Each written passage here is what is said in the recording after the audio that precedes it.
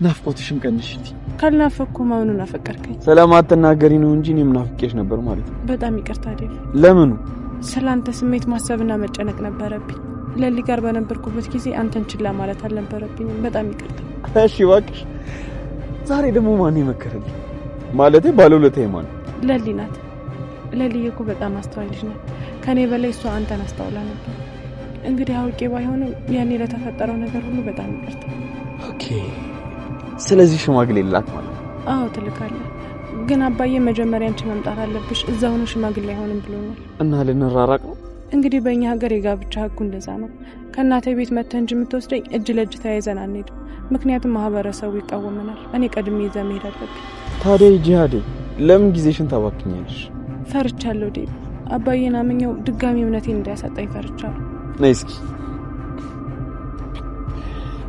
የኔ ቆንጆ እኔ ያለሁልሽ እሺ እኔ ያለው ምንም ፍራት የሚባል ነገር የለም እሺ እንዳትፈሪ ሁሌም ከጎንሽ ነኝ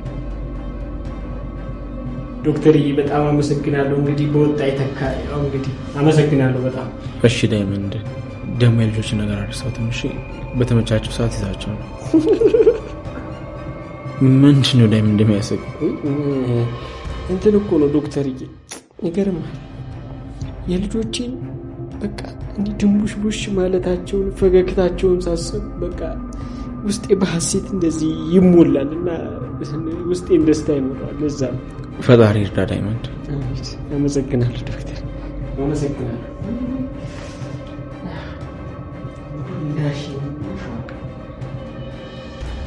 ዳይመንድ ቤዛ ወንድሟ የሆኑ ለሊት ያሉ ሰዎች ናቸው ምንድነው ቆይ ፍላጎታቸው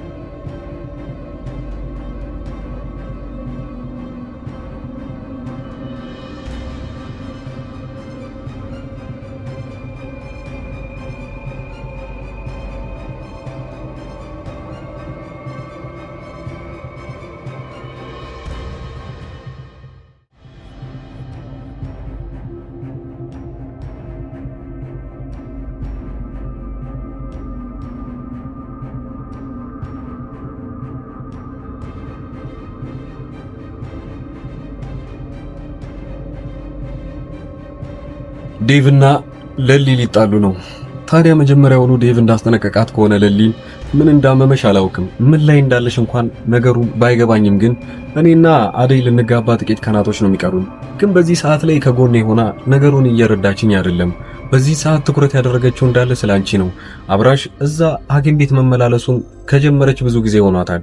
በዚህ ጊዜ ግን ለኔ ምንም አይነት ትኩረት እየሰጠችኝ አይደለም። እዛ ጋር ደግሞ አንድ ዶክተር የተዋወቀችው አለች። በዚህ ምክንያት እኔ እየተናደድኩ ነው ያለሁት። አሁን ላይ እኔና እሷ ተጋብተን አንድ ላይ መኖር ሲገባን ነገር ግን እንደዛ እየሆነ አይደለም። ለሊ ባንቺ ምክንያት ነው እሷ እየራቀችኝ ያለችው ብሎ ይነግራታል ዴቭ።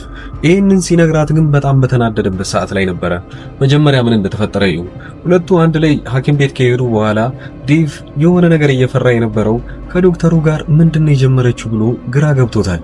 ለዛም ነበረ በዛ ላይ እምነቱን ሊያስደነግጥበት የቻለው ነገር ቢኖር ለሊ ወደ ቤቷ ብቻዋን እየተመለሰች አደይ ግን እዛው ሐኪም ቤት ቀርታ ነበረ።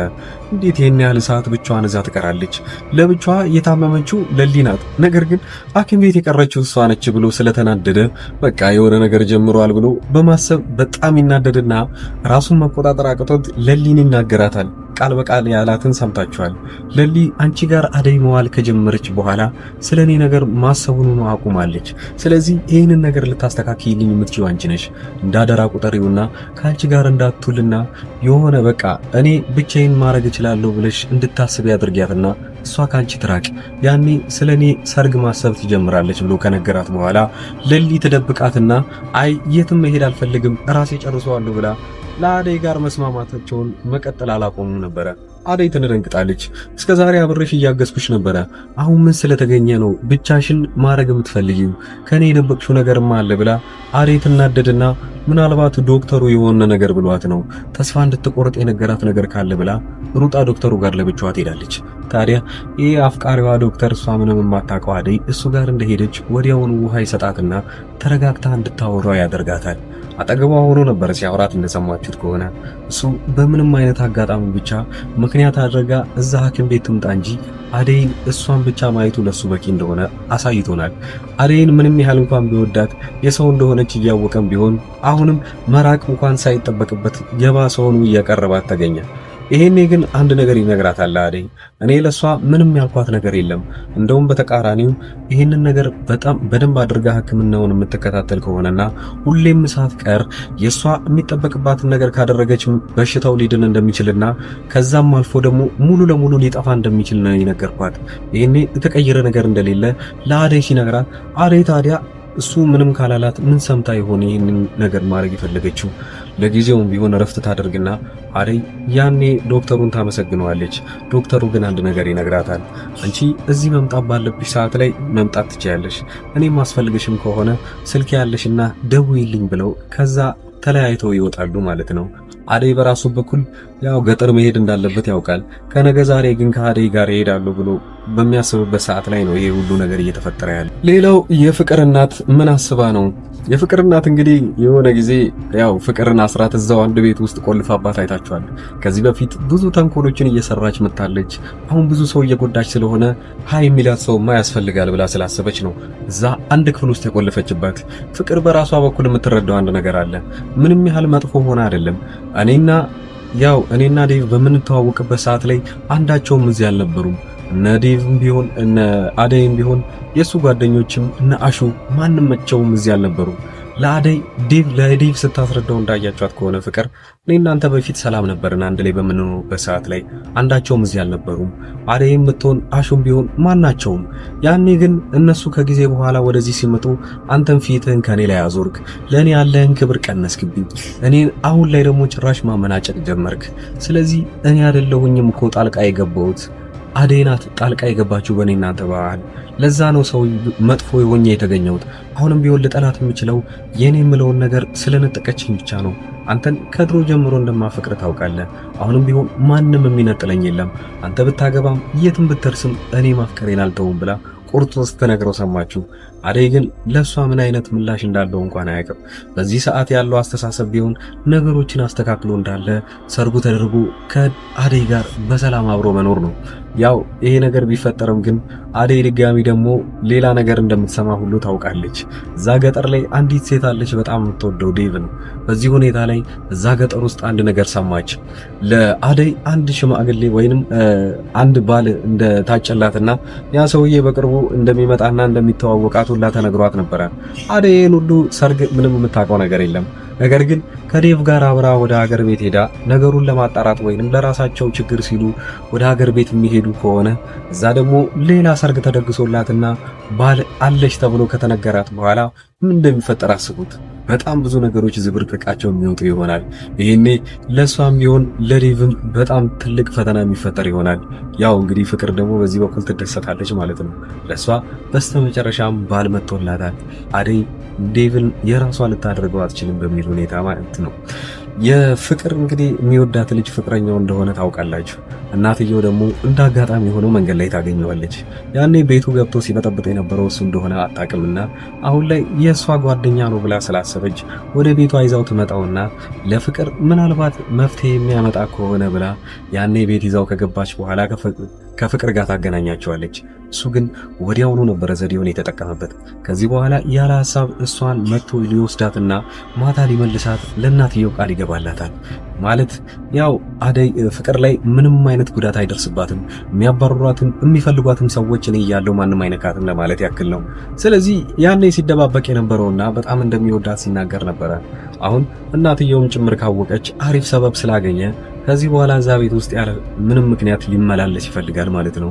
ቤዛ ይሄኔ ወንድሜ ጠበቃ ያለኝ ብላ በምታስበው ነገር ነው። ሌላው ዳይመንድን አስባችሁታል? ያኔ ቤዛን እንደዛ ሲያንጓትታትና ሊያሰቃያት በሚፈልግበት ሰዓት ላይ የቤዛ ወንድም መጥቶ ልኩን ሲያሳየው ነበረ። በዚህ የተዝናናችሁ ካላችሁ ቪዲዮ ላይክ በማድረግ ጀምሩት። ይሄንን ሰራተኛዋ አደይ ድራማ እንግዲህ በዚህ ቻናል ለመጀመሪያ ጊዜ ነው የምሰራው አውቃለሁ። ትንሽ ሰዎች ብቻ ልታዩት ትችላላችሁ። ነገር ግን ኮፒ ሊንክ እያደረጋችሁት ብዙ ሰው ጋር እንዲደርስ አድርጉት። በቅርቡ በደንብ አድርጌ በአሪፍ አቀራረቡ ይመጣላችሁ ይሆናል። እስከዛው ግን ከዚህ በመቀጠል ያለች አጭር ቪዲዮ አለች። ስለኔ አጭር የሆነ አዲስ አበባ ውስጥ ቁጭ ብዬ የምሰራው ስራ አለ። ስለሱ በደንብ የሚያስረዳችሁ ይሆናል። እናንተ እቃ ማዘዝ ብትፈልጉ፣ የተለያዩ ነገሮች የምትፈልጉ ከሆነ እኔን በዋትስአፕ በቴሌግራም እና በኢሞ ማናገር ትችላላችሁ። እስከዛው ድረስ መልካም ጊዜ። የምንልካቸው እቃዎችን እንያቸው። 2 ሳምሰንግ የተመሳሳይ ስልኮች ናቸው። እነዚህ ስልኮች በ17,000 ብር ብቻ አዲስ የመጡ ስልኮች ናቸው። ኦልሞስት 4 ወር አካባቢ ነው የሆኑት አዲስ ከወጡ ማለት ነው ስልኮቹ ራሱ። እና አንድ ሰው ብቻ ነው 2 ያዘዘኝ። ሌላው የሶላር እቃዎች ለምሳሌ ለዘመዶቻችሁ አገር ቤት ሊሆኑ ይችላሉ ያሉት እንደዚህ ሶላሮችን ያዘዙኝ ያሉ ዛሬ የምናደርሳቸው። ይህን ሶላር ትንሽ ነገር ልበላችሁ። በመጀመሪያ ደረጃ ይሄ የራሱ ማጠራቀሚያ ነው እና እነዚህ ሁለቱ ፓኔሎች ጣራ ላይ ተደርገው ሁለቱን ባንዴ ነው የሚሞሉት ወዲያውኑ ማለት ነው። በጣም ትልቅ ጉልበት ያላቸው ሶላሮች ናቸው እነዚህ። ከዚህ ላይ ቻርጀሮች ምናምን መጠቀም ይችላሉ ለስልካቸው ማለት ነው ራሱ ስለሚይዝ። እነዚህ 4 አምፖሎች ደግሞ ማንኛውም ቦታ በገመድ ይሰቀላል። ለምሳሌ እነዚህ ገመዶች በጣም ረጅም ናቸው። የራሳቸው ማብሪያ ማጥፊያ አላቸው እንደምታዩት እና አንዱን ጣራ ላይ አርጋችሁት መሬት ላይ ደግሞ ይሄንን ማብሪያ ማጥፋ ማስቀመጥ ይችላል። ልክ እንደ ዋነኛው ኤሌክትሪክ ዝርጋታ ነው እነዚህ የሚቀመጡት። እና ፓወር ባንኩም አንድ ቦታ ነው የሚቀመጠው የራሱ። ሶላሩ ደግሞ ውጪ ነው የሚደረገው ጣሪያ ላይ። ከዚህም በኋላ ምንም እኛ መሰካካት ቻርጅ ማድረግ ምናምን አይጠበቅብንም። ራሱ ሶላሩ ፉል ያደርገዋል። እኛ ማታ ብቻ እነዚህን አምፖሎች መጠቀም ብቻ ነው። በጣም ባሪፍ ዋጋ በ14,000 ብር ብቻ ማለት ነው። ሁለቱን ሶላርና 4 አምፖል ያለው እንደዛው ሶላር የሚቀንሱ ደግሞ ሌሎችም አሉ። በጣም የሚቀንሱ ከ6,000 ብር ጀምሮ አሉ ሶላሮች ለቻርጀር እና ለቤት ውስጥ አምፖሎች የሚሆኑ ለተለያዩ ነገሮች። በዛው ልክ ደግሞ ከፍ እያሉ የሚመጡ አሉ። እስከ 40,000 ብር የሚሸጡ ትላልቅ ለምሳሌ ቲቪዎችን ምናምን እንዲሰራ የሚፈልጉ ሶላሮች አሉ። እነዛ ከ30,000 ብር ጀምሮ እስከ መጨረሻው እስከ 100 ምናምን የሚሸጡ ሶላሮች አሉ። እናንተ የፈለጋችሁትን ማዘዝ ትችላላችሁ። ስልኮችም እንደተባለው ብዙ ስልኮች የምታዘዘው ስልክ ላይ ነው እና አሁን ይሄ አንድ ሰው ቦታ ላይ የሚላክ ነው። ከዚህ በፊት ልጅቷ አዛ ያንን ከደረሰላት በኋላ ልክ ነው ብላ ለጓደኛዋ ደግሞ ከዛ በኋላ ያዘዘችው ስልክ ነው። በጣም አሪፍ ስልክ እና ይሄ ስልክ ከወጣ ቢያንስ 4 ወር ምናምን ቢሆነው ነው። እናንተም እንደዚሁ ማዘዝ ትችላላችሁ። ሌሎች ያዘዙ ልጆች ደግሞ ከዚህ በመቀጠል ማሳያችሁ ነው። እናንተ የምትፈልጉትን ዕቃ ብቻ በዋትስአፕ በቴሌግራም እና በኢሞ ለኔ መናገር ብቻ ነው የሚጠበቅባችሁ። ከዛ ዋጋውን ከተስማማንና ቦታውን ካወቅም በኋላ እናንተ ወዲያውኑ ዕቃው የሚደርስላችሁ ይሆናል። እዚህ አጠገቤ የምታዩቸውን ዕቃዎች እንዳለ እዚሁ አዲስ አበባ ውስጥ ሆኜ ወደ ተለያዩ ሰዎች በትዕዛዝ የማደርሳቸው ዕቃዎች ናቸው እና በእነዚህ ዕቃዎች ላይ ማንኛውንም ወይንም ዋጋ እናንተ ለቤተሰቦቻችሁ ወይንም ለማንኛውም ሰው ለማዘዝ ከፈለጋችሁ እኔን በቴሌግራም በዋትስአፕ እና በኢሞ ማውራት ትችላላችሁ።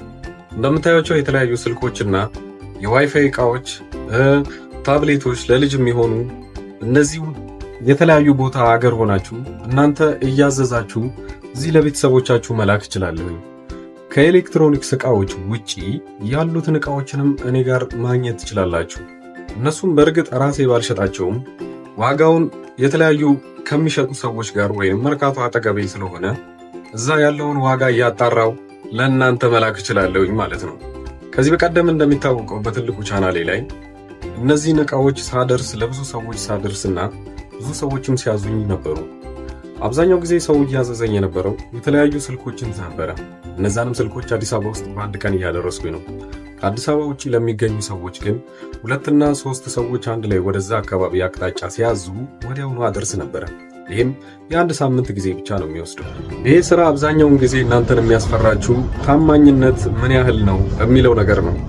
ያንን ደግሞ ማረጋገጥላችሁ ከዚህ ቀደም የላኩላቸው ሰዎች አብዛኛው በኢሞ እየመጡ የነበሩትን ልጆች ማንኛቸውንም እነሱን ማናገር ትችላላችሁ። እንደዛውም ደግሞ አንዳንዶቹ ለእምነት ብለው አንዴ ትንሽ ዕቃ ያዙና ያንን እንዳደረስኩላቸው ሲያውቁ በዚህ መልኩ ሌላዎችንም ዕቃዎች ማዘዝ ይችላሉ። የአበሻ ቀሚስ እና የተለያዩ ልብሶችም አሁን ትምህርት ሊጀምር አካባቢ የነበረ ጊዜ ደግሞ ቦርሳና ደብተሮች ብዙ ሰው አዘውኛል። ከልብ አመሰግናለሁ። ሌላው በዚሁ አጋጣሚ እናንተም የምትፈልጉት ዕቃ ካለና እንዳደርስላችሁ መልእክት ሊሆን ይችላል። ማንኛውንም ዕቃ የቤት ዕቃ ሊሆን ይችላል፣ ልብሶች እና የተለያዩ ፈርኒቸር ዕቃዎችም እንደዚሁ እያደረስኩ እገኛለሁ። ዋጋ ብቻ ማወቅም ከፈለጋችሁ እኔን ማናገር ትችላላችሁ። ለማንኛውም እስኪ ዋይፋዎቹን ላከልኝና ልባጣቸውን የምፈልገው ማለት ነው። አመሰግናለሁ። በጣም አሪፍ ነው።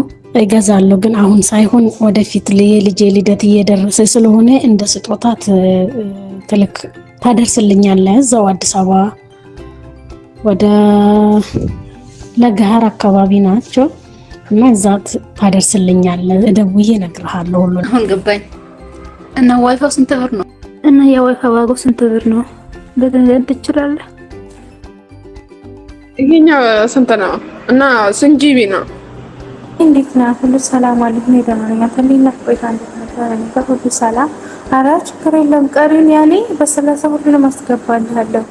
ያንተንም የሳኑም የሁሉንም ባንዴ አስገባዋለሁ። ችግር የለውም። ያኔ አንተ የምትሰጣት ከሆነ ትጀምረዋለች። ማር ይሄንን እስቲ አጣራ። ኮፍያዎች ስንት ናቸው? እስቲ ጠይቅ እስቲና አጣራሽ። ብዙ አይነት ነው ያለው፣ ግን ይሄንን ነው ያደረኩልክ። እስቲ እንትን ያልኩት የላኩልክ። እስቲ ቦሌ ያምጣውና ከዛ አንተ ጋር ከሻንጣው ማለት ነው። ከዛ በኋላ አንድ ላይ ነው የምትሰጣ ከሞባይሉ ጋር ማለት ነው። ከይቅርታ ጋር ግን ከልብ ላስቸግርክ ነው። ዋትስአፕ ላይ ልኬልሃለሁ የሰውየውን ቁጥር ማለት ነው። እና የት ነው አለኝ ሉሉ ምንድነው እሱን እስቲ አንተ ከዛ እሱን ካመጣክ በኋላ ተደውለልካለች። የጀመሩት ከዚህ በፊት በነበሩት ቪዲዮዎች ላይ በለቀኩት ማስታወቂያ ነው። ያው ለሌሎቹ እና አዲስ አበባ ውስጥ ቅርብ ለሆኑ ሰዎች ወዲያውኑ በአንድ ቀን ውስጥ አድርሰንላቸዋል። እናም የተለያዩም ሰዎች አሁን ላይ ትክክለኛ እኔ እንደምሰራ ለማወቅ የመጡና እናም በቀጣይ ደሞዛቸው ወይንም በሌላ ጊዜ ዕቃ ሲፈልጉ ከኛ ማዘዝ እንደሚችሉ አረጋግጠው ሄደዋል። ያንን ብቻ ለማወቅ ብቻ ሳይሆን የተለያዩ ዕቃዎችን ዋጋቸው ምን ያህል ነው ወይንም እናንተ ካላችሁበት ሱቅ ወይንም እናንተ ካላችሁበት ሰፈር ጋር ዋጋውን ምን ያህል ቅናሽ ነው የሚለውን ካያችሁ ዕቃውን ወዲያውኑ ማዘዝ ትችላላችሁ። በክፍለ ሀገር ያላችሁና የተለያየ ቦታ ለምትኖሩ ለምሳሌ ወደ ወላይታ አካባቢ ብዙ ሰዎች ዕቃ እንዳዘዛችሁኝና አንድ ላይ ልልክላችሁ አንድ ሳምንት ጊዜ ጠይቄያችሁ ነበረ። ያም ሆነም ወደ ራቅ ወዳሉ ቦታዎች ላይ ዕቃ የምንልከው 3 እና 4 ሰዎች ስትሆኑ ነው። ዕቃውን ወዲያውኑ አንድ ላይ የምናደርስላችሁ ይሆናል። ለጊዜው ግን አዲስ አበባ ውስጥ ለሆናችሁ ዋና ዋና የሚባሉ ወደ ባህር ዳር፣ ወደ ጎንደርና ወደ ባህር ዳር ሌላው መስመር በሚገኙ ቦታዎች አንድ ላይ ዕቃዎችን እንልካለን። እናንተ ብቻ በተለመደው መልኩ ከኛ ምንም አይነት መረጃ ማግኘት ስለምትችሉ በዚህ ሁኔታ ላይ መጠየቅም ትችላላችሁ። በቴሌግራም በዋትስአፕ እና በኢሞ እዚህ ፊት ለፊት ላይ የምታዩት ቁጥር በዚህ እኔን ማናገር ትችላላችሁ። መልካም ጊዜ።